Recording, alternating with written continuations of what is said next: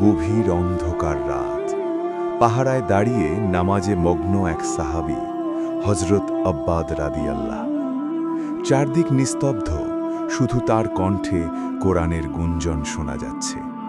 হঠাৎ দূর থেকে ছুটে এলো একটি বিষাক্ত তীর, সাহাবীর গায়ে বিঁধে রক্ত ঝরতে শুরু করল। কিন্তু অবাক করা বিষয় কি জানেন, তিনি নামাজ ছাড়লেন না। একে একে 3টি তীর তার শরীরে বিঁধল, রক্তে ভেসে যাচ্ছিল জায়নামাজ, তবুও তিনি অবিচল। নামাজ শেষ করে যখন সঙ্গীকে ডাকলেন, সঙ্গী আঁতকে উঠে বললেন, কেন আপনি আগে ডাকলেন না? তিনি প্রশান্ত মুখে উত্তর দিলেন, আমি তখন পবিত্র কোরআনের এমন এক সূরা পড়ছিলাম যা শেষ না করে নামাজ শেষ করতে আমার মন চাইছিল না। তীরের যন্ত্রণার চেয়েও সেই সূরার স্বাদ ছিল অনেক বেশি। এটিই ছিল সাহাবীদের নামাজ।